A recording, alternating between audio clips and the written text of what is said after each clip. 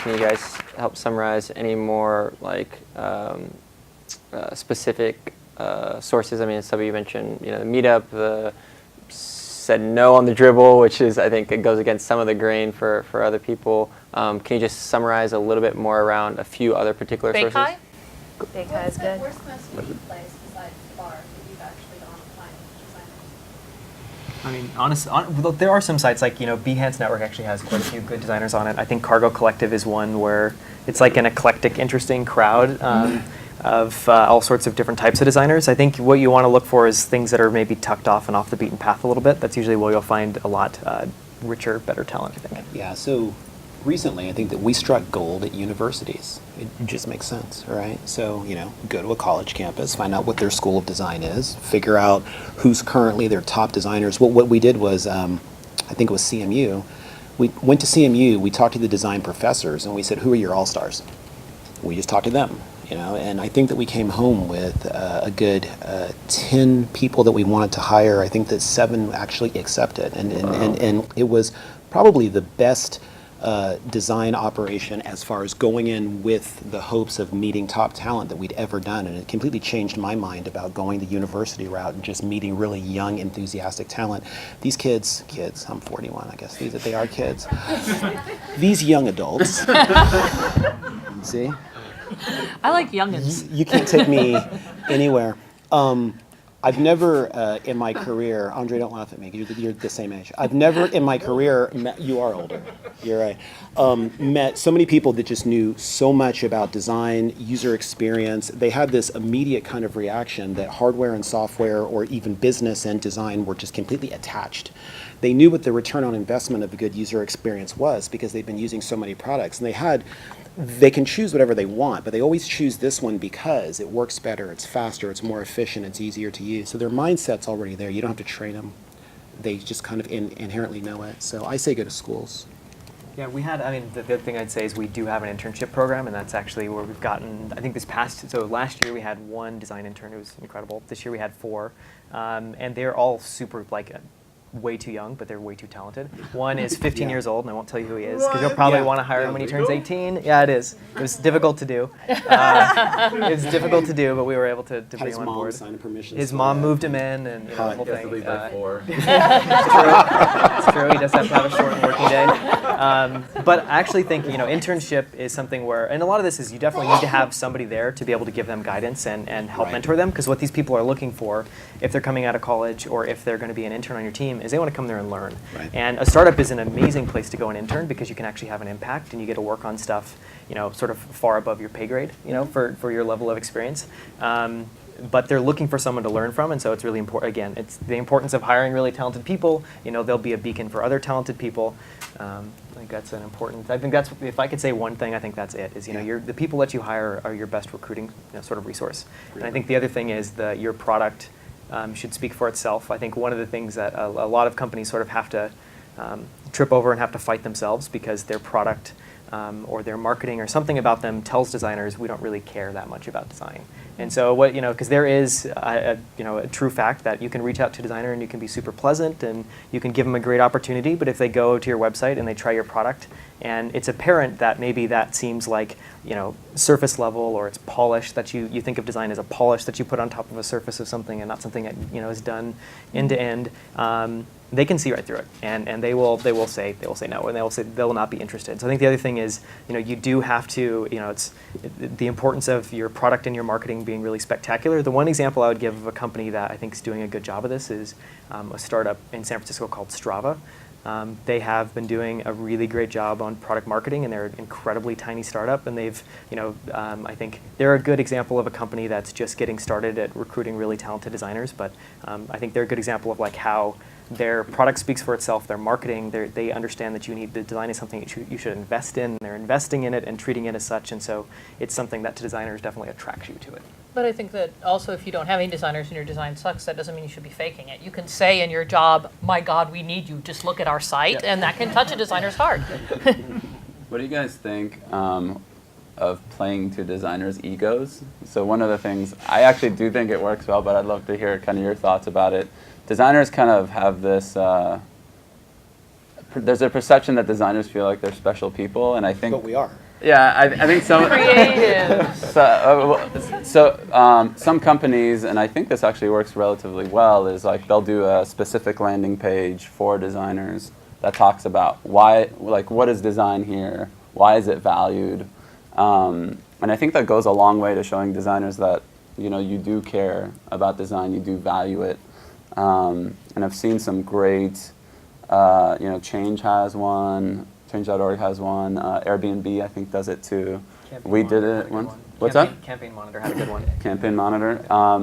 What do you guys think about doing kind of a unique approach to designers only as far as like a career page or a landing page? I think the 2 designers only landing pages is interesting. I think for example, just talking about ourselves, one of the things we're working on is our job site, because I think your job site is also something that once you get to a decent scale, it needs to reflect your, how you sort of perceive yourself and how you want to be seen by the world, and that's really important. But I think that is like a low-hanging fruit, something you can turn around pretty quickly. It speaks just to designers. The one thing I would say is, I actually think it's something to watch out for is designers that need to have their ego played towards. If the designers you attract, if you're trying to attract people and your message to them is come here, you're special, you're like a unique gift to the world. You'll pay for that. Yeah, you will pay for You'll it get the because designer you deserve.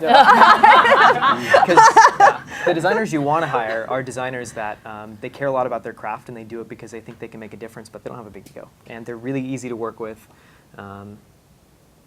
Yeah, so I'm on the opposite side of the fence with the ego. So one of my previous employers, and I've only mentioned 2 in here, so the math should be easy, made a huge mistake of bringing in an elite design team. And I just don't believe in it. Our team at LinkedIn is not elite. We don't even have T-shirts. We don't have a name, right? Our logo is not some fancy logo that creates a bomb. Our logo is the LinkedIn logo. That's what we do, right? So we are members of the same organization that everybody else is, and that's all we work on is the LinkedIn product. And if you're not proud of that, you're not part of this organization. I think that feeding a designer's ego unfortunately sets an expectation that when they come in that they're much bigger than what they really are. What they need to understand is that we're just a part of the team, right? Without an engineer, without QA, without business partners, et cetera, you cannot build a product. So you are a very important member. You're a part of that machine, but you're equal to everybody else. So I am anti-ego. I just don't do it. We recruit for the same thing. I think that you don't want any individual hire's motivation to be separate from the Company goals goals. of the companies. I agree. Right. The goal of the company is to ship great product. You want a designer who wants to ship great product. Right. I will say that we've never done any customized landing pages for designers, but I think the one possibly like valuable thing in that is it is a different set of messaging than it is to tell for a designer. They want different things than perhaps an engineer or a biz dev person would. And so if it forces you to sit down and really articulate why it is this role is actually critically important, then that I would say is a good thing, right? Whether or not you share that as a page or you use it in your interview process is a different story. Like we definitely had to hone our story so that we really understood like why is this role so important? Shannon, do you want to chime in? Good stuff. You just spoke to it a little bit when you were saying about you guys building out the. Are you laughing at me? No. Not yet. No. At the jobs. What's the issue? The jobs page. Is it important? We work with a lot of companies here, and one of the things I get asked a lot, and I defer over to Eric, is it really critical right now to have engineering, design, and have product management, and that design should be, when you're looking at your jobs page, a completely different, doesn't have to be a different landing page, but it does need to be equal in heading, like whether it's creative and design or whatever you want to call it. Yeah. Yes. Are they writing specs? Are they writing code? It's a very different But that's, skills. it's so for on the design side, I think it's really easy to assume designers know that it needs to be that way, but a lot of technical think- entrepreneurs don't necessarily know that that is something that a designer looks at. I think there's an assumption that those, at least I would make the assumption that those headings would be reflective of org chart. Right. And if there wasn't a design org, that would be an alarm. Well, yeah, I mean, so one of the things I would say is not going to give away all our secrets, but we're working on something along those lines now for sort of the next version of our career site.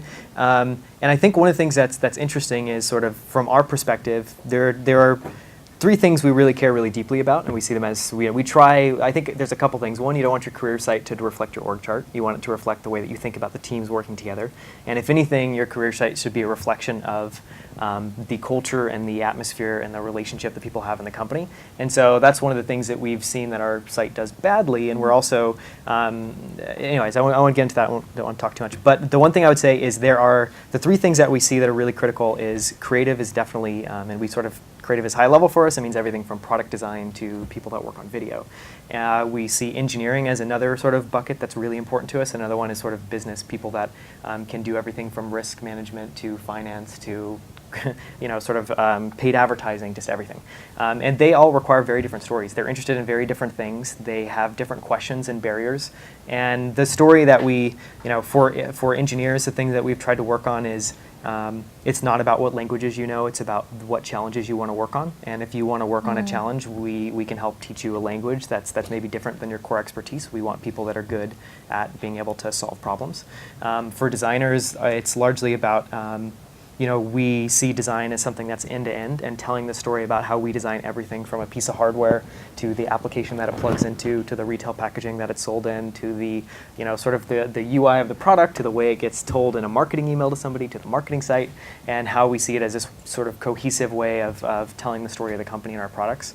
And to business it's very different, but I do think it's very different audiences. I do think it's something, if you're a startup, I don't think and you have a small team, it's not something you should invest in. But I do think you do need to know what those stories are and how you want to tell them, because that's going to really shape the people you hire and attract in the way that you answer their questions. I think it sends a signal to how important people take you, and also how important design is, right? So my boss is the Senior Vice President of Product and User Experience. That is his title. And it was very important for Deep to make sure that at the executive level, at the C level, that we had a designer in that room. So, and that was his clear call to the world that we're going to start taking this a lot more seriously than the company previously had 3 years ago. Just to kind of keep it going, I don't want you guys falling asleep. So does anybody have a specific question related to sourcing before we start transitioning to our other main topic for today? I just had one question. You had mentioned pants and cargo, but you threw out something else, baked pie. Bake high. Sorry. I was asking for baked pie. No, Bay- BAYCHI.org. Baked Oh. pie. Baked pie was great though. It might be all the culinary stuff. Deep baked pie. Beikai is the computer-human interaction is the Chi part, and Bay is the Bay Area part. And if you go to baychi.org, Bayvac. they have Tuesday talks, but they also have a massive job board. They send out emails, and people are allowed to stand up and say who they're hiring sometimes. So it's, you get some really old school nerds, which can be awesome if you're working on semantic stuff. But, and you can also see who's speaking. Like if somebody's speaking about game design, that's probably a day you want to go and recruit or whatever. Right? Any other questions though, specifically about sourcing? Are you guys doing all right? Yeah. Stretching? You're okay? All right. Shake it up a little bit. Baked pie, by the way, is a delicious dessert. There's a few here. I got a that- recipe for that. Some of you guys emailed me a couple of these sites. I'm familiar with some of them. Did anybody want to touch upon any of these particular sources, specifically for portfolios, before we move on? Any tips? Only that it takes a lot of time. So don't assume just because they're design sites that they're actually easy to navigate or to find anything. It will take you a little while. I'll give away one tip. You go on, if you find designers that you really respect and they still use Delicious or Pinboard, you can go and look at their tags for portfolio and just look at all the portfolios that they're looking at. Anybody else in the audience have some tips or sources, or how can we make this more communal? We actually just went through this. We actually just hired our first designer, and we posted to every job board we could possibly find online, because I have no idea where to find these guys. And I'd say 90% of the quality responses we got was from Coroflot, or Coroflot, or however you pronounce that.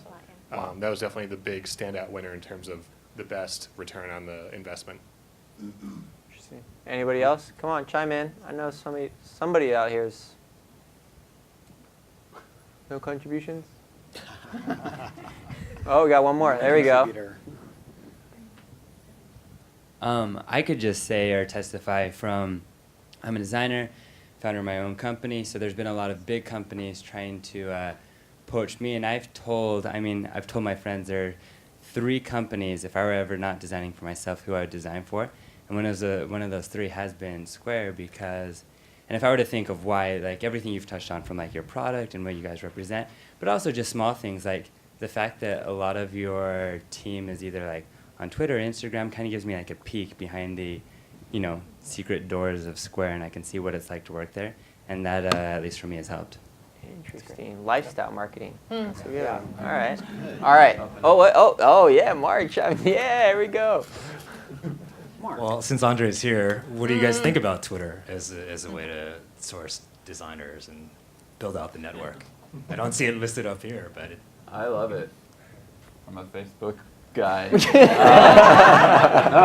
I basically right now. Yeah, tweet away. Oh, Facebook designers use Twitter all the time. We basically follow great designers, and when they say like, "Here's something I've done. Here's someone that's doing great work," you follow that link. It looks great. You contact that person. It's great. Yeah. I think great designers usually tweet about great design, so that's definitely something. I mean, it depends on the personality, it depends on the person, but you can either look at their follower list or you can just follow their tweets. I definitely follow amazing designers. So I have a small tip I probably shouldn't give away, but I'm going to give away anyway. Are you sure you don't want to sit up here? No, I don't. I want to sit up All there. right. No, but for those of you in the Valley now, this is probably a very, unfortunately, not well-known thing about the Valley. We have like 5 really, really good design schools in the area.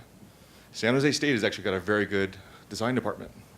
Foothill's got a good program, quite frankly. Yeah. You've got CCA, California College of the Arts in San Francisco. Terrific interaction design program. Yeah, exactly. San Francisco State, Yep. I want to say. Yeah, State's got a great program. And even Academy of Art. So if you can mentor the students, the energy, the thing you were talking about, you actually can find a lot of good stuff there, I think. Stanford too, right? Well, Stanford is a different kind of program, but yes, I would. Yeah, no, that's very true. I'm not. no. That's very true. The trick for Stanford is more like CMU. Right. The problem we have here is that you've got RISD over on the East Coast, you've got RIT on the East Coast, et cetera. But I think people forget that we actually have some really good university programs and school programs around here. So don't underestimate those schools. There's actually more than that, by the way. But that's a small little tip. Yeah. All right. One other thing that none of you guys touched upon was about international outreach and sourcing. I've actually personally been spending a lot more time looking far outside of California. So does anybody have any tips? I was going to say, forget international. Recruit in Iowa around December, There we and go. you should be able to get some people to relocate without too much trouble. I mean, there's just, Chicago's got some great design schools too. In fact, I think San Francisco around July is also an easy recruiting target. We've hired a couple people international, but typically it's been a lot more trouble than it's worth, and that's honestly because of visas. Visas are actually really difficult to get, and so for the most part, we get pretty far down the road, and then it gets to about visa time, or after we've been burned a couple of times by that, we sort of now are very seriously like, do we really want to pour 2 or 3 months into this and possibly end up with no candidate, or should we just say no? And especially for people, unfortunately, people in Prague and some of the, there's actually a lot of amazing people in Eastern Europe, but they're really difficult to get over in the United States. So unless, and working remote's another nightmare, but I mean, that's something that if you wanted to get into, you could, but it's been something we've sort of tried for a while and decided not to do. International presence is one of the things that we're having difficulty with right now because LinkedIn is a global company. So unlike Johnny and Mark sitting back there on their iPhones, they work for Apple. I think that Apple's brand has already been established to the point to where you can go anywhere in the world and you can still enhance that brand. I think that as we're still trying to build ours, whenever we try to hire designers internationally, if we have somebody in India, et cetera, they just arbitrarily change the brand. And we're trying to create more of a cohesive unification. And it's just difficult. So I don't think that we're quite there yet. Cool. All right, well, let's keep on going. All right, our second major topic for today is around sort of screening before you actually bring someone in, perhaps for an in-person interview. So I'd love for you guys to talk about some of your process for screening candidates. So you know, Ben talked about building that 150-person list or whatever it is. Talk to me about your guys' process for screening. I'm happy to start out in the center this time. Okay. In the center. Yeah. So for screening, I think we do the exact same thing. We get pizza, we get beer, we get together, and we just come up with a massive list of people. The problem is once you've done that once or twice, you've basically exhausted most of the people on that list. But with those, it's really important that for the majority of those, it's people that you just need to keep in contact with. And it's not like you can contact them the first time and they'll come in for an interview. It's someone that most of the time, if you have really high quality designers, they either just switch to a company or they just have been at one 6 months, or they're at a place for two years and they really like it there. And it sort of goes back to that courting thing that I said. I think the courting thing is pretty important. But for screening, generally we get talent internal. We get the majority of our hires come from internal, except for really specialist positions where it's just difficult to find. But that's where we get most of it. I think the thing that we spend, I was just going to touch on this. I know this isn't really what we wanted to talk about this time, but just to touch briefly on our interview process, because I think it's interesting and it's worth talking about. So the first thing that we do after we screen someone's portfolio or if it's someone that we know, we reach out to them and get in touch with them, is we usually just do sort of a one-to-one phone call. And what we're really looking for there is the first thing, that when we're hiring someone, we look for a number of things, but really their technical ability, sort of cultural personality fit on the team, and then just their approach to their work, because people's designers' approach to their work is dramatically different depending on who you talk to. And the way that we sort of suss that out is first we just have a phone call with them, and honestly the phone call is just like, are you a cool person? Would I like to work with you? Are you worth flying out? The bar is just, are you someone we're willing to invest more time in? The next thing that we do is we bring someone in and they do a portfolio presentation, and that is absolutely critical. I think the number one thing that we I think that's actually the most critical part of the recruiting sort of our screening process. And the reason for that is you can look through someone's portfolio, but it's usually not their most up-to-date work, and they'll share that with you if they come into the office. And two, the other thing is we leave it very open. We just say, we'd love for you to come in. We have an hour booked aside. There's just going to be a small handful of people. It's really critical. It's not 20, 30 people in a room, but it's like 4 or 5. It's a small handful of people that would be peers. And we want to just know, we want you to tell us about you. Tell us about your background, walk us through your work, show us 1 or 2 or 3 projects that give us an idea for the breadth of work and some of your depth of work. Like, at least one of those projects should be from beginning to end, walk us through it. And it's really telling for a number of reasons. One, people choose different formats. Some people have shown video clips and brought in speakers and done sort of ridiculous things. Some people have walked us through work on the web. Some people have put together polished keynotes, and that tells you about what a designer is like. And then the other thing is hearing someone walk through their work is the best way to tell if someone's competent or not. There's a lot of things that are really critical to do. One is test them on things, give them feedback, ask somebody if, okay, that was great, ask them for their specific area of contribution, tell them what are you most proud of on that project, what would you change if you go back. If someone's answer is ever, it's great, I'm really happy with it, pass on that person. The best designers are always critical of their own work. It's actually a law. The highest performers are actually some of the most critical people. They talk about their work really objectively. So that's one thing that's really important for us. The other thing that we've done too, and then I'll stop talking because I monopolize this part. The other thing that we do that's interesting is pairing is something that's typically been done by engineers, and that was something we were like treading into slowly.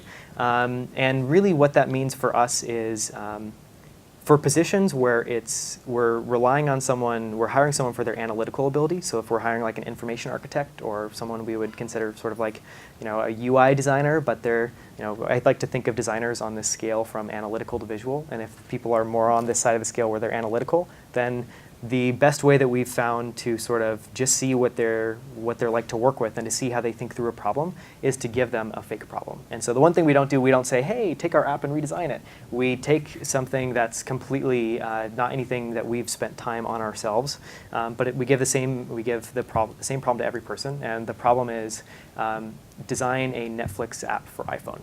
And it's really interesting because what we want to see is how does someone approach that problem? And what we're looking for really is a balance of two things. It's, are you good at being a divergent thinker, and then are you good at being a convergent thinker? And you find people get stuck at very different things. Some people, they sketch one thing out and they're like, this is it, and they just continue all the way through, and it's like, okay, that was great, but you never questioned yourself at any step of the way.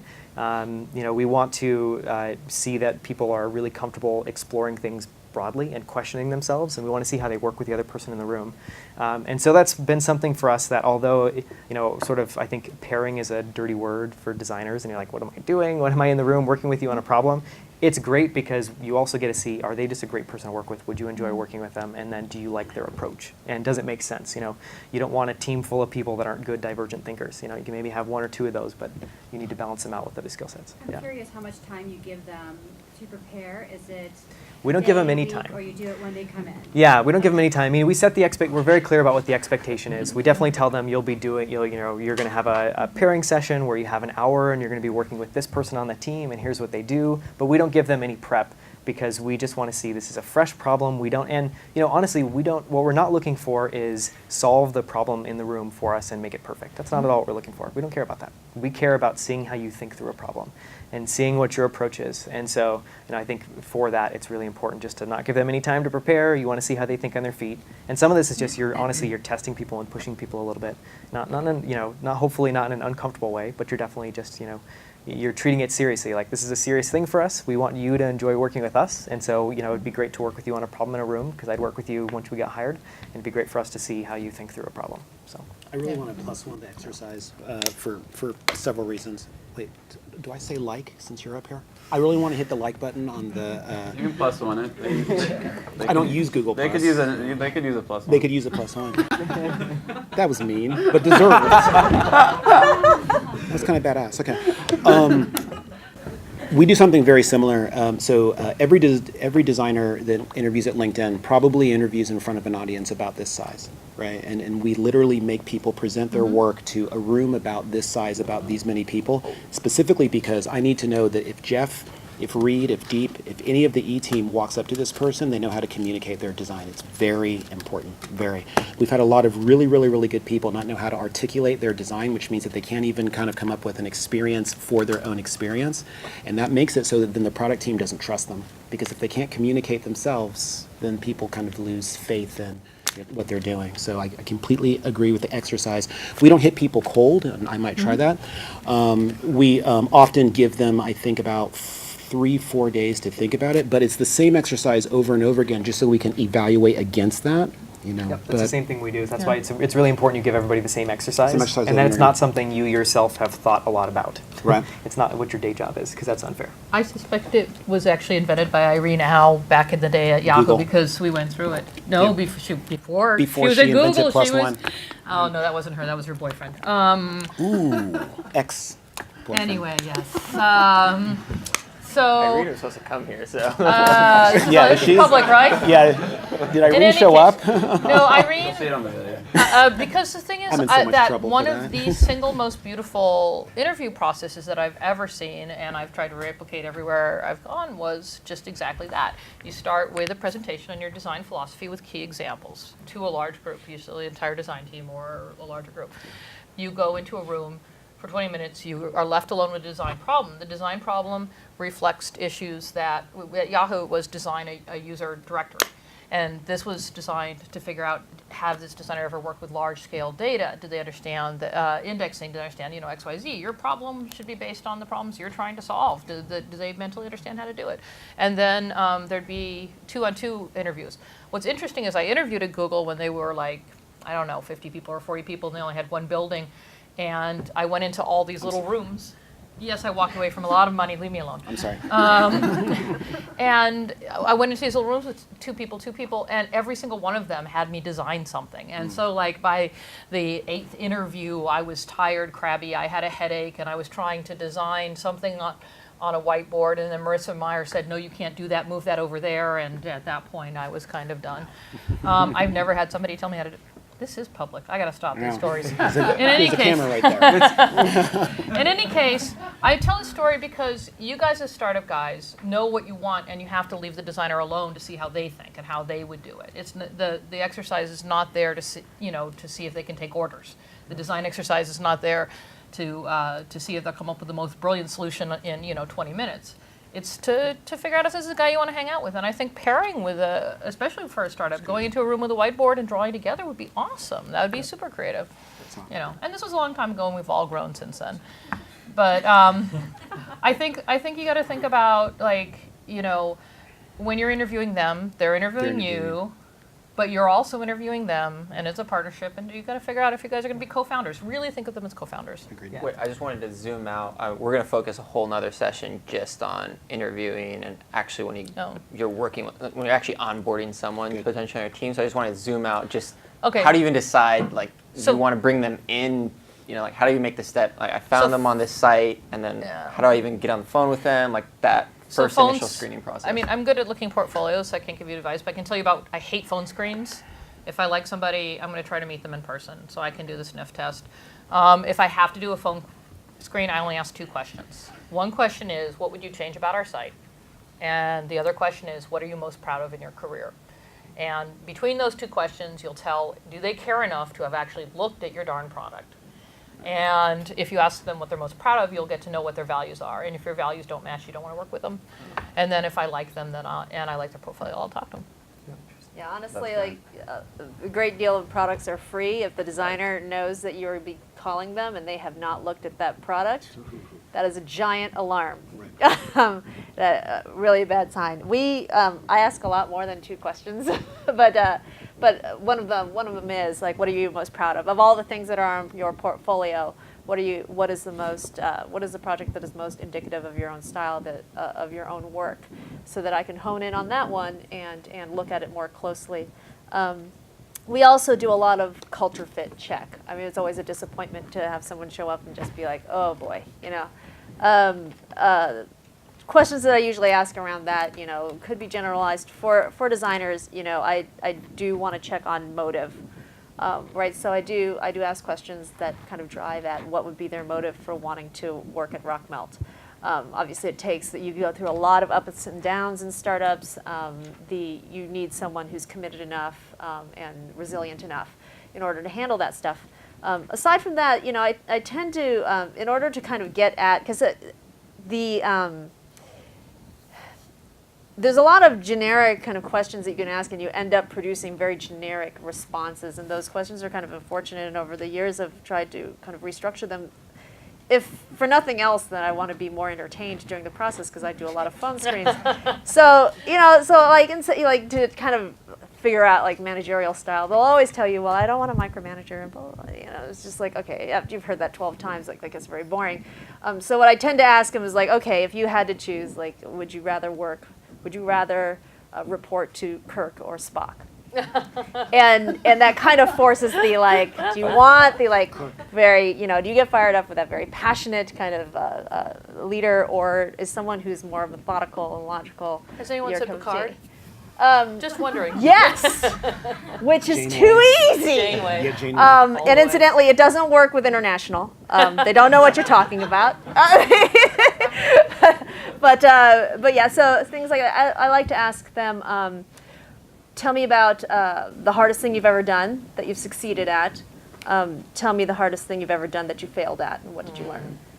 I like to ask them, tell me about the dumbest idea that anyone's ever brought to you, and what did you do? And in hindsight, would you have done anything different?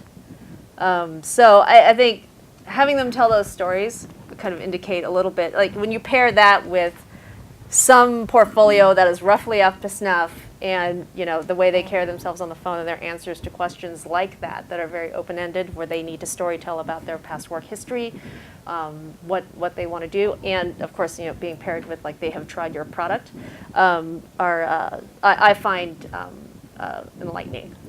Just going to add a couple short things. So one of the things is I actually just personally find phone screens really difficult to be able to tell just get a sense for the other person. I think it's difficult when it's audio only and you can't see them, so we don't do phone screens, we do Skype screens or like FaceTime screens where we can just see the person's face. I think that's actually really essential. I think the other thing too is, I think it's great to have lots of questions, but honestly, I think the phone screen's the time to use your gut and just say, and you hone that over a little while of talking to people and meeting people. But honestly, all you want to do is, you're just looking for that gut sense of like, I think this person's talented enough, we should get to know them more. Because honestly, the phone screen's just a phone screen. And, you're never going to be able to, interviewing's tough. People are always going to fall through that aren't good hires. It's just, it's not perfect. And it's same things with the phone screen. You shouldn't expect your phone screen to screen out 100% of bad people. That's not the deal. It's just to decide who to move forward. I think the two things that I've asked that I think are interesting, one, because I'm a designer and I want to see what they think like, and two, I think they're just slightly different questions, is I ask them what two things have been inspiring them lately. And I think that's, or to name like a brand or a product that they've sort of been inspired by lately. And I think that's interesting because you can really get a sort of a read on, is someone interested in more functional products? Are they interested in more beautiful products? How thoughtful are they at describing what that is? And I try to leave it open-ended because sometimes people have really insightful answers about a book they've read or a film they've watched, and I honestly don't really care what it is. I just want to hear why. Like, tell me what that is and tell me why, because it just gives me a little peek into who they are as a designer. I think those are a couple things I'm just going to Here's something else really fast. Respect your people's time. My recruiter hates me for this. She was literally texting me right now, reminding me of this. But no, because she hates me. But so I phone screen 100% of every designer that applies at LinkedIn. Period. All of them. And the reason is because I respect my team's time too much. So I think that my time is less valuable than theirs because they're doing work. So I try to filter out all the people that I don't think would be a good fit. And then on our first round, we immediately bring people in. I don't do first round interviews. So I do the first screen, the team does the first round, I do closing. And it just kind of works out very well that way. Also because since topographically, I know what we're trying to do across the whole company, back to my thing earlier, we may have someone in that makes water bottles, right? And no one on the team knows we're about to acquire a water bottle company. So it doesn't make any sense if I have all these people interviewing someone that specializes in something that they don't realize we're about to either buy, acquire, or kind of venture towards. So I do 100%. She hates me for it. Deal with it. We haven't heard from you. Some more specific stuff, even before the phone interview, related to maybe perhaps portfolios. Maybe that would be a good segue. The one thing I would add is just, but this is tough, and this is why I think design recruiting is particularly difficult if you're not a designer yourself. So being able to screen portfolios is really freaking hard. Like even as a designer, it's a little hard. But there are some things. Designers are also really harsh judges, so when you bring them a batch of portfolios, it's usually a little soul-crushing because they throw out all of them except for maybe one or two. But that's, I'm sure you're familiar with that. But that's an important part of the process. I think portfolios are difficult. I think the most interesting, the two things that I usually look for, and I think the team looks for in portfolios is, one, that the person isn't like a serial designer. They don't do the same thing over and over and over and over. They have a good breadth to their work. They can take some, I think one of the most important things just in being a good professional designer is you're not executing on your own ideas, you're executing, on other people's ideas. And so you need to be really good at taking someone else's vision or someone else's brand and doing it justice and doing something beautiful with it. And so we really look for people's portfolios that show that they can take on a bunch of different styles. Maybe they have something that feels more clean and minimalistic. Maybe they have something that feels more colorful and maybe feminine. It's like they should be able to work across different styles, and that's difficult. And then the other thing too is we're just brutal, and this is because this is how we approach design. We're incredibly detail oriented, and we care a lot about but it's detail oriented all up the stack. Like if someone's portfolio has lorem ipsum, that's something that we usually help eliminate out. If someone's portfolio has something easy that you can spot and say like that nav structure makes no sense, you obviously haven't thought this through. We have a lot of people that you'll look through their portfolio and it's like the trick with the designer is I think twofold. One, they have to be really good at like pixel level details, and so if there's anything that we feel like is sloppy, that portfolio is thrown out. And then the other thing is they have to be a good analytical thinker. And so if we can look at their design and not even having any context, be able to point out a huge flaw, like you're replicating your nav in two places, or there's just all sorts of little things that you get into once you've done the work enough, we throw out all of that stuff.